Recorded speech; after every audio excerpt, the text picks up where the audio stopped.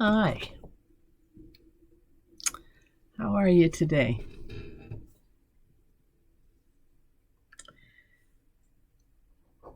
So far this week, we've been talking a lot about God leading us, guiding us, catching hold of us, deepening our relationship.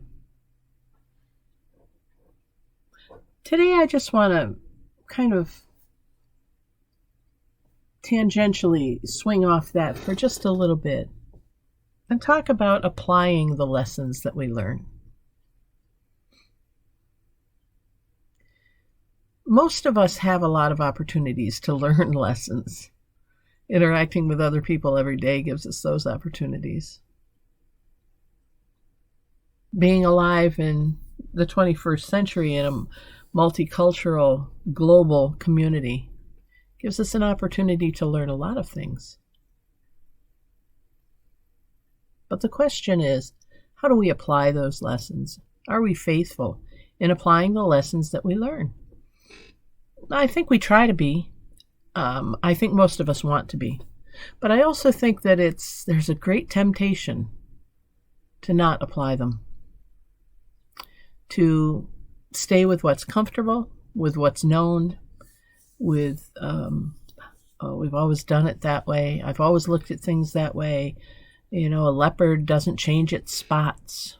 Well, of course, leopards don't, but people can change their minds and their hearts. And I've figured out that if we don't apply the lessons that we learn, God gives us another opportunity to learn them again. And again. And again. Until we do. Each time is a little harsher, I think. Kind of like a parent with a kid, when are you gonna... No, you do this wrong the first time, I'll talk to you the second time. Oh, maybe you're grounded the third time. Oh, whatever. But I think it's a little like that. Not that God is punitive. That's not what I'm getting at. But that the implications from the lessons that are coming to us are increasingly significant if we don't keep paying attention to them. It's like lying. If I tell a lie and I get away with it, I tell a bigger lie, and if there's no ramifications for that, I'm likely to tell bigger and bigger and bigger lies. Some people in our government do that, I think. Some total governments do that. So how do we apply the lessons that we've learned? How do we actually change our behavior or our attitudes, outlooks? Well, I think it's like any habit. It's intentional. It has to be intentional. Let's say I want to become more open to red-haired people.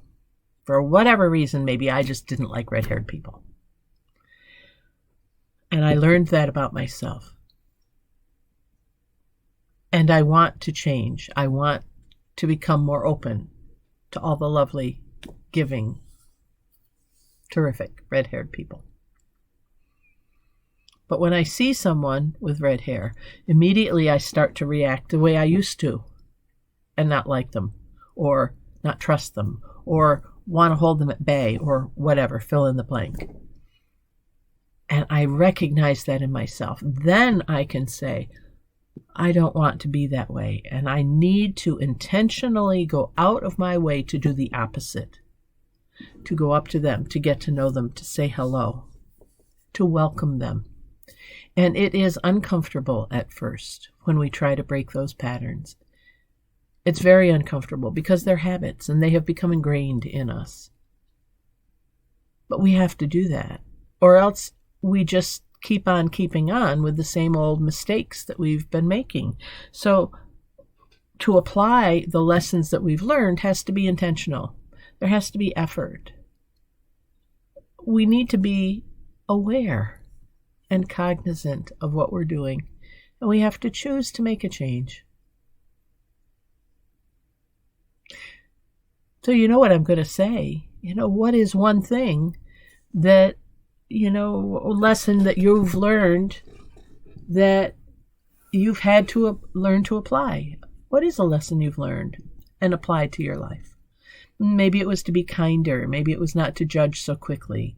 Maybe it was to handle your finances better. Maybe it was to not work so hard and get out and play more. Whatever the lesson is, how did you learn it? How did you apply it? That's the first part of your homework for tonight. The second part is, what is it that you need to learn now? Where's your cutting edge? Where are you learning the most? Where do you need to learn the most? And how do you apply that knowledge then to your life? I can't help you with this one. That's between you and God. But we can support each other doing that.